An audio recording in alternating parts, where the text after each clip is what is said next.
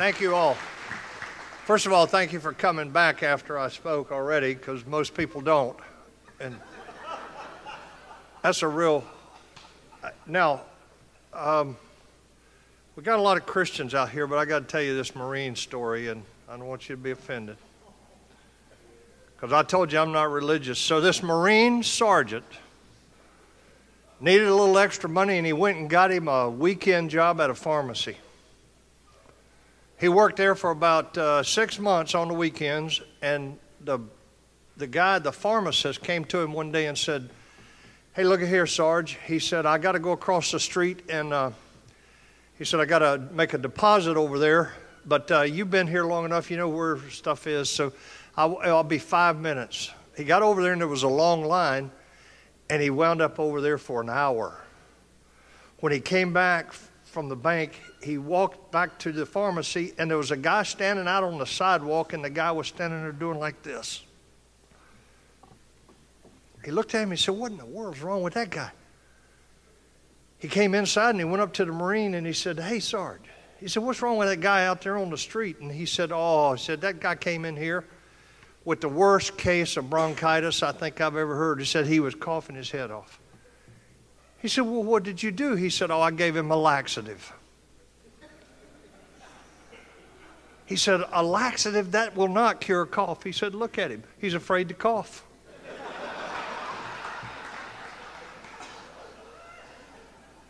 Where'd Jim go?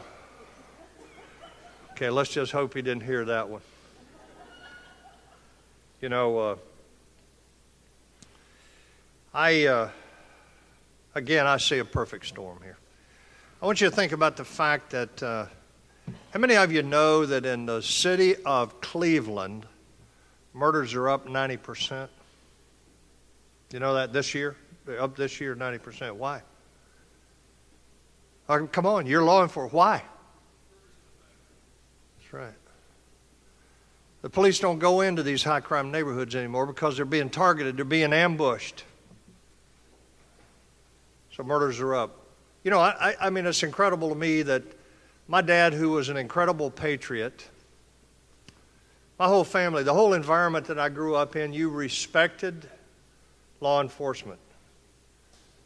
I mean, I don't know how many of you are not law enforcement, but have you ever been stopped for a traffic ticket, and by the time the guy gets through giving you a ticket, you say thank you to him? You ever done that? I have. I just did it the other day. I told you I support you financially. I just did it the other day on the side of the highway. I was coming back from hunting, and the nicest, if you guys would just be jerks, it would make it a whole lot easier. And I actually said thank you to the guy when he gave me a ticket, and then I thought, why did I do that? It was because the guy was so nice, but I also wanted to let him know that in spite of my ability to break the law, that I still respected what he did. Most Americans in this country do respect you. But this perfect storm, I want you to think about it. Now that we see the power of this movement, they can shut down any major city across this country anytime they want to. Think about that. Think of what the power of that is. Think of what that portends. And I think Jim said it earlier. You know, there are things in the future that are going to require a lot of courage on the part of law enforcement, because you are the only ones. The last thing that I want to see happen is for the military to wind up having to reestablish law and order in this country. I do not want that. That's not the military's job. I don't even like to see the National Guard out there, and it's not because I have any issue with our military. I love our military. But I don't want to see us come to that, to where we have to keep falling out the National Guard, or God forbid, the active duty military to establish law and order in this country. It is going to fall to you. And there are more things coming, because the more this happens, the more probability is that it's going to happen again. And now that they've discovered that they can shut down a major city like not just Ferguson, but like Baltimore, like Charlotte, North Carolina, they can shut that whole city down. And there's millions and millions and millions of dollars in property damage. And once they break the first window in that store, then everybody wants to get theirs. People that may not even be involved in this are going to get to the scene because they want to get theirs. Because this is free stuff. And I am very concerned about what the future holds. You know, there was another guy who was faced with a real crisis in 1940. That guy's name was Winston Churchill. Churchill, if you look at the history of Winston Churchill, what you'll discover is that Churchill came in at a time when the British had no idea what to do. They were divided. There were people within Britain that wanted to make a deal with Hitler just like the French had, like the Italians had, like the British had, the Belgians had. They wanted to make a deal with Hitler, but Winston Churchill wanted none of it. He said, no, absolutely not. The British Expeditionary Force, along with a large group of French, had just been evacuated from the continent of Europe at a place called Dunkirk. Every sailboat and military ship in all of the British Isles had gone down to Dunkirk and helped get those people off to keep them from being annihilated. About 300,000 Brits that were evacuated. Churchill was then appointed prime minister, but he was appointed prime minister with a lot of opposition. People within his own party didn't support him, and there were people within his own party that wanted him to cut a deal with Hitler, but he looked at that nation that he loved and he said, I'm making no deal with the devil. He had one opportunity to convince the British people. And that was the day on the 4th of June, 1940, when he stood up in the House of Commons and he gave his famous speech. And if I can muster my best British accent, I want to repeat the most important part of his famous speech that convinced the British people to fight, to stand against the evils of the Nazi juggernaut. As he stood there the morning of the 4th of June, Winston Churchill said, "We shall go on to the end. We shall fight in France. We shall fight on the seas and the oceans. We shall fight with growing confidence and growing strength in the air. We shall defend our island whatever the cost may be. We shall fight on the beaches. We shall fight on the landing grounds. We shall fight in the fields and in the streets. We shall fight in the hills. We shall never surrender." It turned World War II because of this man who was unwilling to surrender. We are in a battle for the soul and the future of this nation. Right now, today, you're part of it. And if you believe as I do, we were called for such a time as this. Why are you in law enforcement today at a time when our country is in such great peril? And my theology says that I was called for what I do for such a time as this. You know, when I told you in the last session about that mortar that went off and killed my sergeant. Now I'm going to share something personal with you. When I got up and I looked down, I said, "No, God, I can't take any more." The other thing I said was this: "God, why did you take him? Why did you take him and not me? He has 2 young sons. My children are grown. I don't know his spiritual condition, but I'm ready to go. Why did you take him and not me?" I never talked to my pastor about it. I never talked to my wife about it. I never talked to my friends about it. I only found out just recently that it's called survivor's guilt. They have a term for it. I got a term for everything, but I asked that question, just me and the Lord, for a very long time. In 2012, after having said I will never go back to Washington, having spent my last 4 years there as Donald Rumsfeld's Deputy Undersecretary of Defense for Intelligence, I left Washington, moved to a town of 8,000 people, and I said I'll never go back to Washington. I'll never live there again. And Tony Perkins, the president of the Family Research Council in Washington, which I believe is the leading advocate for Christians in Washington, we lobby the Congress for policies that are about faith, family, and freedom. We go out and support pastors all across the country. We do all we can to try and preserve the values that this nation was founded on. And Tony asked me to come back to Washington and be his executive vice president, and I said repeatedly, no. What part of no are you struggling with? There's only 2 letters in the word no. And then in Christmas of 2011, as my 6 grandchildren were in our home playing and rollicking during the Christmas period, and 3 of them were boys, and they were all 4 or under the 3. And you know, grandparents, so some of you got grandchildren. You know, you love to see your grandchildren come. Any of you grandparents want to finish that? And you love to see them go. And 3 of ours were boys 4 and under, and we don't medicate them, let me tell you that. And they are wide open, but we know they're going to become good men if we let them be boys. They're going to develop, they're going to be rowdy, they're going to wrestle with each other, they're going to break something. Sometimes it's grandma's lamp. Sometimes it's an arm. One of mine broke his arm this summer jumping out of a swing, but that's being a boy.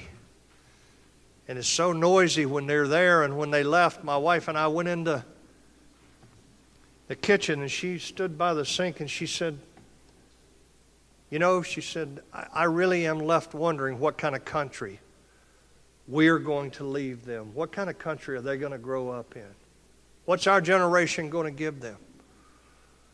And then she looked at me and she said, you know, it's not about us anymore, is it? No.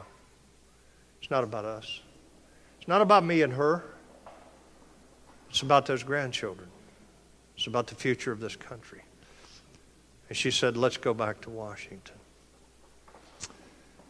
In July of 2012, I went back to Washington, and I'd only been there about 3 weeks. I heard shots down in the lobby. And you know, it's exactly what you do as law enforcement. You run to the guns. You don't run away. It's who will run to the guns, not away from the guns, that counts.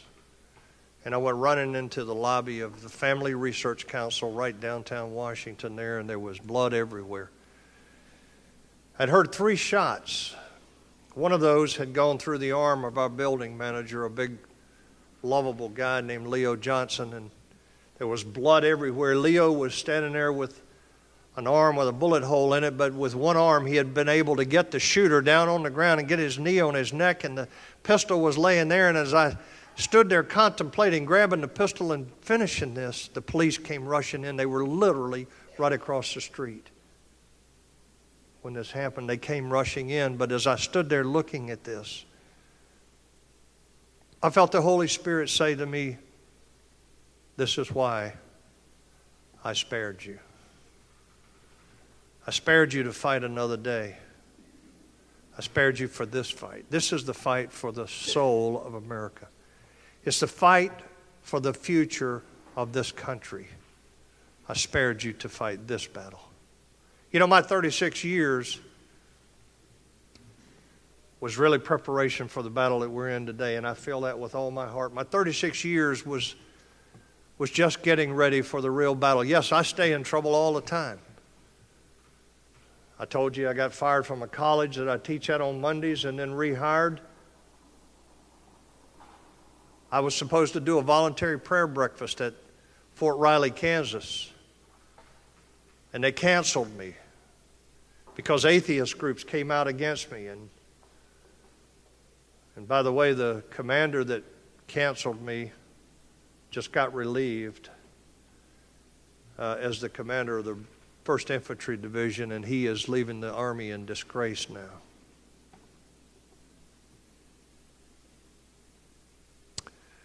We were called for such a time as this. As I stood there and the Holy Spirit said, I spared you for this fight. I know what my calling is, and I know that I've been called for such a time as this, and I know that God will walk with me. Folks, things are going to get worse in this country before they get better. And all the signs are there. But it's going to take leadership. You know what? One of the problems we have is, our founding fathers, they refused to live under tyranny. You stop and think about it. They refused to live under tyranny. It was actually the Black Robe Regiment. What was the Black Robe Regiment? The British said, had it not been for this Black Robe Regiment, America would still be a British colony. It was the pastors. It was the pastors that rose up against the tyranny that was being committed by the British Crown. It was the pastors, the Black Robe Regiment, like John Peter Gabriel Muhlenberg, that walked in his pulpit in Woodstock, Virginia, and the church is still there. Go by it if you're ever in the Shenandoah Valley. 26th of January, 1776, he stood up. The colonists were not sure what they were supposed to do. Do they support the British or do they support the revolution? He stood up and he preached with his black robe on a sermon from Ecclesiastes 3, there's a season for all things. And he came to the end and he said, there's a time to preach and there's a time to pray. There's a time for war and a time for peace. And he said, the time for me to preach has gone away. He took that black robe off and revealed the uniform of a colonel of the 8th Virginia Militia. And he walked out the back of that church and he said, got on his horse and he said, who among you men will ride with me in the cause of liberty? 330 men followed him. He became a major general. He fought in the Revolutionary War, and it was the church that brought about the revolution. It was the church that brought about an awareness of the evils of slavery in what we call the Second Great Awakening. It was the church that rose up and said, you can't believe these words, that all men are created equal and endowed by their Creator with certain unalienable rights. Among these is life, liberty, and the pursuit of happiness. You can't believe that and hold a black man slave. And it brought about the Civil War that put an end to slavery. It is now a time when people of faith in all walks of life stand up. Because you as law enforcement people, you're going to see the situation in America get worse before it gets better, and you're going to bear the brunt of it. And you better prepare yourself, and you better stand in unity. You better get beyond any divide that you have whatsoever, lock arms and stand in unity. Whether you're local police, you're the sheriff's department, you're the state police, or you're federal law enforcement, you're going to have to work as a team in what's coming. And you cannot compromise. You cannot compromise. And when you have a law enforcement leader that is compromising on the most fundamental issues of law and order in this state, they need to be voted out or kicked out. But now is not the time to compromise. Romans 12, verse 2, I think is very appropriate for this time. It says, and be not conformed to this world, but be ye transformed by the renewing of your mind. The problem we got is leaders in all across this country are conforming to the world. They're walking away from the values that America was founded on, and they're conforming to the world. And it just really gets me, especially within the church where these big-time televangelists and all suddenly have had a revelation. Oh, hallelujah! We're all going to heaven. There's one out there that's preaching that. We're all going to. That's not scriptural. And then there's another one that's going around saying, we've just got it all all wrong about marriage and family and all that. We just got it all wrong. And God has revealed to me the arrogance of somebody saying that. The reality is what God has revealed to me is that you're a false prophet and that you're conforming to this world because it's easier. And then leaders are conforming to this world all across the country now. That's why somebody asked me last night, what's happened to the Republican Party? And I said, they've conformed to this world. They're not taking a stand. They're not standing for what they say they believe in because it's easier. They don't want to be politically incorrect. They don't want to hurt somebody's feelings or offend somebody. Let me tell you something. On the 6th of June, 1944, when the sun came up and those men were coming across those beaches at Normandy, do you think that they were worried about offending somebody or somebody offending them? Or were they looking for a safe space? The only safe space that they were going to find was once they overran the German lines and got in behind them. And now we are looking for safe spaces. You know what? There is no such thing. That's a compromise. That's a compromise when we even talk about this whole idea of safe spaces. Because this world is tough. And you see it more than anybody else. We've conformed to this world. And then I told you earlier, we got the God's in control attitude. That normally means so I don't have to do anything. Warfare is a constant state. It's a constant state. And it's a spiritual warfare as well as a physical warfare. You know what we're being forced to do now? We're being forced to accept freedom of worship. What did our founding fathers give us in the First Amendment? They gave us freedom of religion. Freedom of religion. Religion means I can live my faith. It's not just that I can go worship my God in the church or in the privacy of my home. I can live my faith. But what they're telling us is, no, you can't. You can't bring your faith into the public square. That's exactly what Hitler told the church in Germany, by the way. I'll give you freedom of worship, but not freedom of religion. And today, you look around at what's happening, and we are conforming to this world because we are accepting this idea of freedom of worship, and that's not what our founding fathers intended. Isaiah 5 says, woe unto you who call good evil and evil good. And Psalms 94 says, who will take a stand against this evil for me? Who will rise up against these evil doers? You're going to rise up against the evildoers long before the rest of the American public does. You're up against them right now. If you can't see what happened, what's been described here today with this woman killing her own children, if you can't see that for what it is pure evil. We've brought evil into this country. We're letting evil prevail in this country because we're conforming to this world. And what we're supposed to be doing is standing against evil. And most Americans expect you to stand against evil while they go off and do whatever they want to do that doesn't impact on their lives or doesn't cause them to be embarrassed or doesn't cause somebody to say something ugly about them. They expect you to do it. The problem is you now have another force of evil that has come against you, and you need a spiritual underpinning to be able to fight and deal with that. We've got to get out of our comfort zone. We've got to recognize that we are, in fact, surrounded. You know what we need most of all? We need courage. We need courage. We need leaders that have the courage to stand against the evil that we're seeing in this nation. You know, courage is not the absence of fear.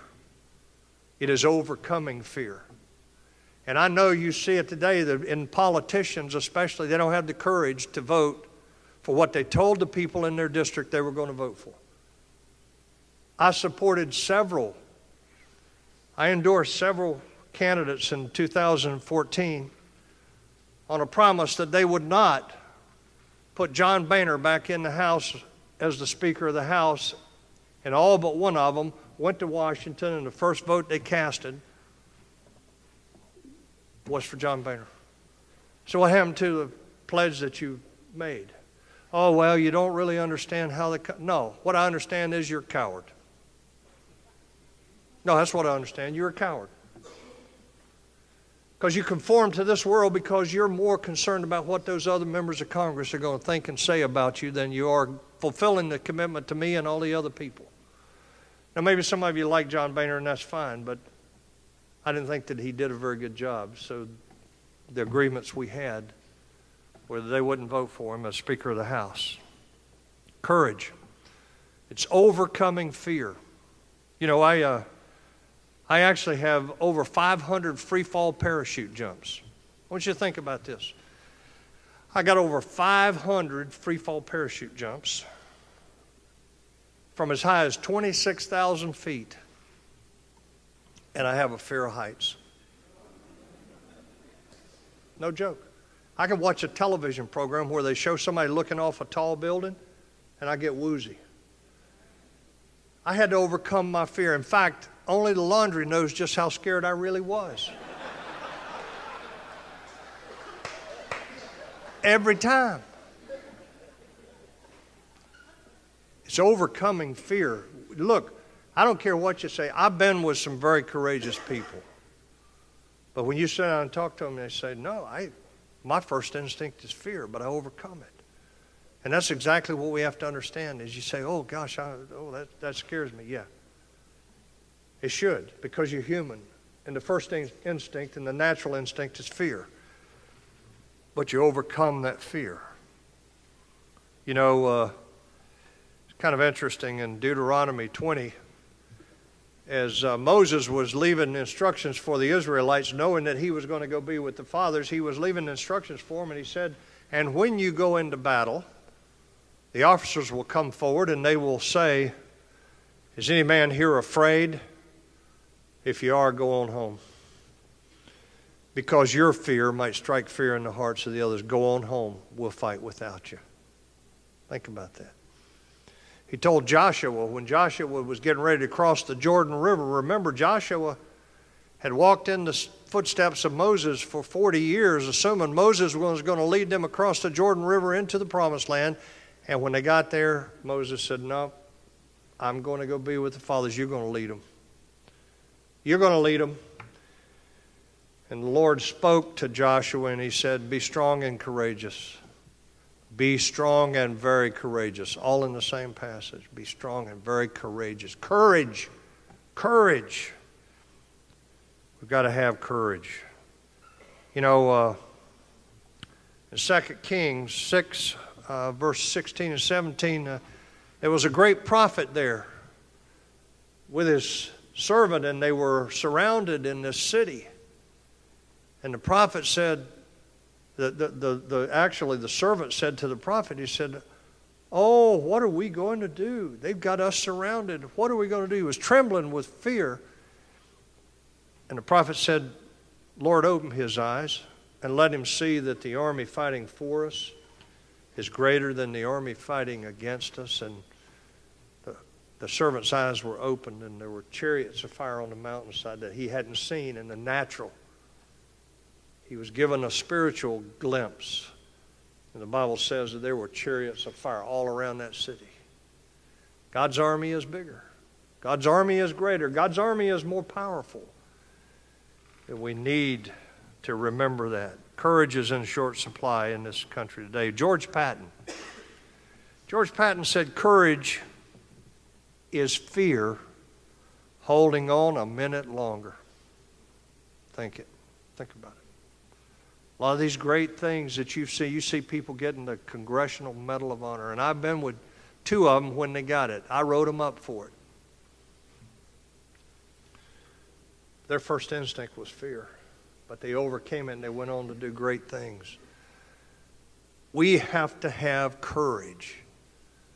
And it is something that is rapidly diminishing in this country, is courage. Courage in our leaders.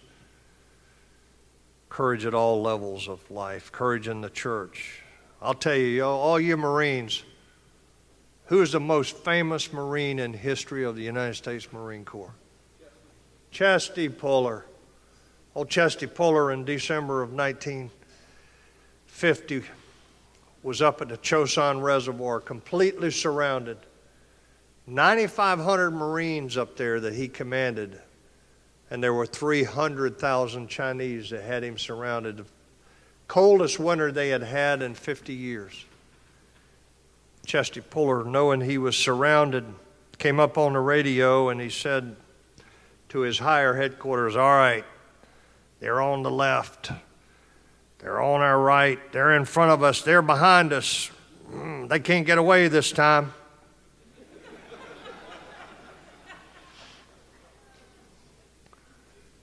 Name a politician. Name a leader where you see that kind of courage today. Patton said this too. He said, "Moral courage is the most valuable and usually the most absent characteristic in men." Think about that, moral courage. It's harder to muster moral courage and to stand up when everybody else is saying one thing. It's hard for you to stand up and say something different. That's moral courage. It's hard for you to stand up and be the one person that objects to something that you know is not right. But it takes moral courage to do just that, rather than conforming to this world. We've got to have the moral courage to stand. And it takes moral courage not to surrender. You ever studied the Battle of the Bulge? A little 5'6" brigadier general named Tony McAuliffe. He was not even the division commander. In fact, he was not even an infantryman in the 101st Airborne Division. He was actually an artilleryman. And when the Germans came through the Ardennes forest, they told Tony McAuliffe, "Your boss is in England at a conference. You get the 101st and get him up to the Ardennes forest." On his way up, he got lost and wound up in the city of Bastogne. He wasn't even supposed to be there. He got lost. He was in the city of Bastogne, and pretty soon they were surrounded, and estimates run as high as 10-1, Germans to Americans, around the city of Bastogne. And it's absolutely miracle after miracle that we won that. And there's a great book called No Greater Valor by a guy named Jerome Corsi, if you really want to read about the Battle of the Bulge and the miracles that were unfolded there. Tony McAuliffe was surrounded, and the Germans sent a courier with a note. They led the courier in blindfolded into Tony McAuliffe's headquarters there, and they came in and handed him the note from this courier, and here's what it said. He said, "There's only one possibility to save the encircled American troops from total annihilation, and that is the honorable surrender of the encircled town." They were giving him a chance to surrender. And he sent a one-word reply. What was it? Let's say it together. Nuts. The German, they sent it back to the Germans, and the guy looked at it and he said, "Nuts? I don't understand." "Now, pardon me." He said, "It means you can go to hell." He said, "Yeah, I understand that." That was the exchange between them. Is that courage? Show me a leader in America today that you see that kind of courage. Unless it's in the military or law enforcement, I haven't seen it. And sometimes what you need to understand is that if you'll take the lead, others will follow. If you'll step out and exercise your moral courage and say, "No, I don't agree with this. I don't support this. I think this is wrong," others will follow. But they're waiting for somebody to lead.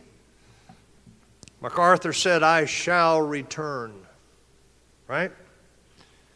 I'll come back to the Philippines. And in October of 1942, he landed in the Philippines, fulfilling that promise. He landed in a place called Leyte Gulf, or Leyte Island. The 34th Infantry Regiment came ashore there, and the Japanese were ready. The Japanese had interlocking fires all across that beach, and when the 34th Infantry Regiment hit that beach, they were just mowing down the Americans. People were laying flat on their face on the beach trying to stay under the guns. Men screaming from the pain of having been shot or hit with mortars. Nobody could go either way. They couldn't go left. They couldn't go right. They couldn't go back in the ocean, and they couldn't go forward because of the guns. What do we do? What do we do? What do we do? Suddenly, in the middle of that firefight, a big old red-headed guy named Aubrey S. Red Newman jumped up in the middle of that fight. He was the regimental commander of the 34th Infantry Regiment. He jumped up and he yelled, "Get the hell off this beach, get up and get going and follow me." And he started running towards the Japanese lines. Men started getting up and following him as they overran the Japanese and took back Leyte. They defeated the Japanese. Have you ever been to Fort Benning, Georgia? You drive into Fort Benning, Georgia, and right over the front gate of Fort Benning, Georgia, is a sign that says, "Follow me. Follow me." It's the infantry motto in the United States Army: follow me. We need leaders now with courage that'll get up and say, "Follow me. Follow me." And what you'll find is a lot of people will. Well, you might get some resistance, but you got to get up and get going. You know what? As far as I'm concerned, my grandchildren, the next generation, are going to either remember me and my generation as heroes that saved their freedoms, or as the cowards that sacrificed it at the altar of political correctness. We've got to have courageous leadership now. We've got to have people who will step up with courage. Any of you ever hear of a woman named Miriam Ibrahim? Miriam Ibrahim was actually born in Sudan. Miriam Ibrahim was a Christian. She went back to Sudan with her 3-year-old son to visit her family, and when she came into the country, they arrested her, put her in jail. She lived in America, her and her husband and her 3-year-old. Her husband stayed behind because he's in a wheelchair, and she went back to Sudan, and they arrested her immediately and said, "You're an apostate. We're going to put you in jail and kill you." She said, "No, I've always been Christian." They said, "No, you were a Muslim and you're an apostate and you're going to go to jail and then we're going to execute you." Is the story coming back? Do any of you remember it now? This was only a couple of years ago. They locked her in a cell and she was pregnant. And that's what they did. They went to her and they said, "Okay, here's the deal. You can avoid execution if you'll renounce Christianity." She said, "I won't do it." I said, "Then we're going to put you to death." She said, "I won't do it." Came time for her to deliver, and she was locked in shackles on a concrete floor with a little 3-year-old son right next to her. She went into labor and delivered her own child right on a concrete floor, locked in shackles, delivered her own child, and they said to her the whole time, "All you have to do is renounce Christ and we'll let you go." And she said, "I won't do it." At the Family Research Council, our boss, Tony Perkins, who is a Marine and one of the finest that I've ever known, and one of the greatest leaders that I've known in the Christian world, Tony Perkins went to the embassy in Washington, D.C., and he said to the ambassador, "If you don't let her go, we are going to unleash a reign of terror on you from the Christian community, because they're going to bombard the Congress with demands that we never never do another thing. We will withdraw the embassy. We will never do another thing with or for the nation of Sudan if you don't let her go. Finally, after enough pressure was applied, they let her go. We brought her back and we had a big banquet for her. And what's absolutely incredible is when we said, "You're such a hero," she looked at us and said, "Why?" I said, "Well, you could have renounced Christ and saved all the pain." And she looked at us like, "What? I can't do that." That's courage. That's commitment. That's belief. She was unwilling to conform to this world, even to save her own life or that of her 3-year-old son. Where is that kind of courage today? You know, inside that burning wreckage of that aircraft I talked about to you, the rest of the story is when that explosion occurred, the fire was coming down the fuselage and those 45 men were starting to panic. The flames were literally coming right down the fuselage. And the loadmaster ran back to the rear there and he reached down and he tried to open that door, a door he had opened thousands of times, and he couldn't open it. Suddenly, a big arm knocked him out of the way. It was the arm of a big Yaqui Indian from Yuma, Arizona. His name was David Cheney. He was the command sergeant major of that squadron that was trapped inside there. He had been decorated for valor once before, and he just knocked him out of the way. And he reached down there with one big old arm, and he popped the door on that C-130, shoved it open, and then he took a stand right next to the door.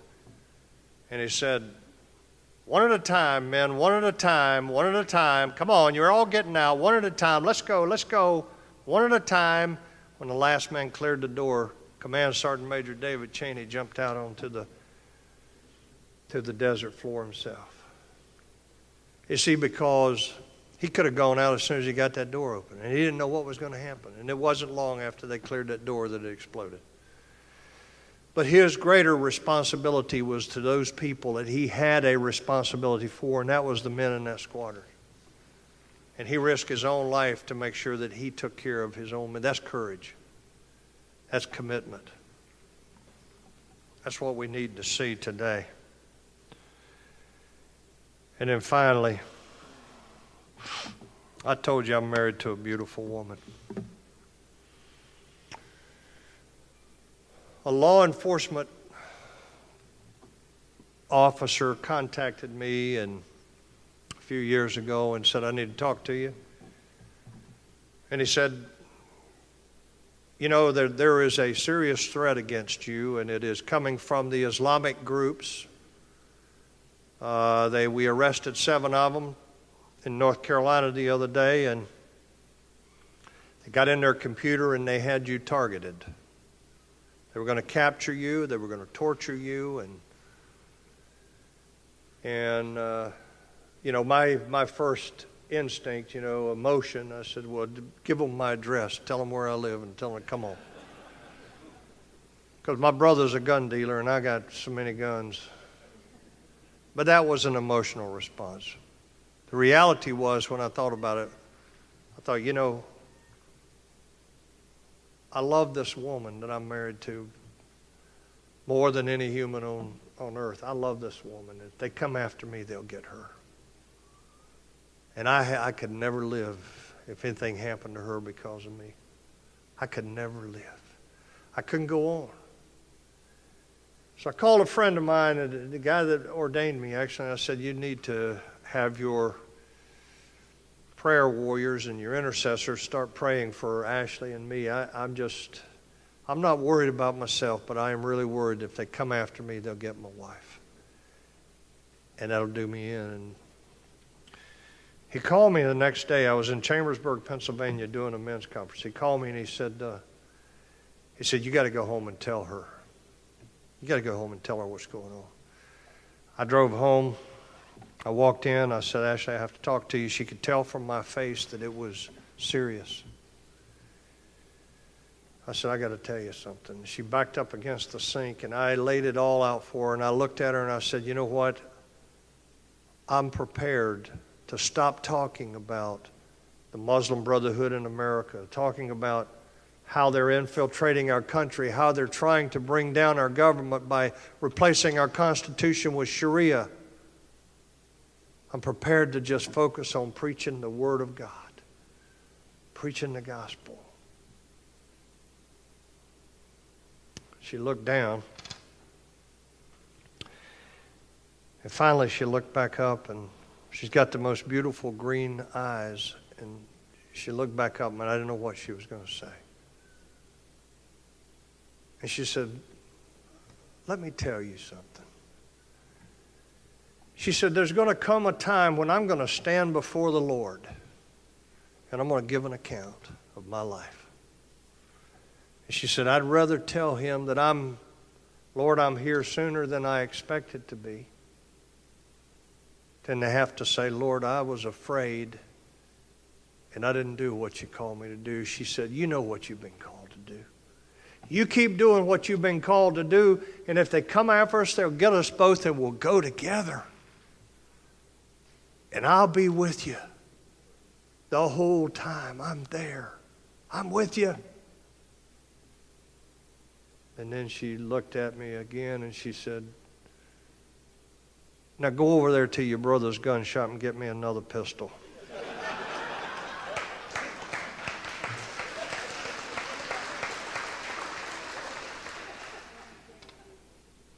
I got her another Glock 43 and she can shoot it.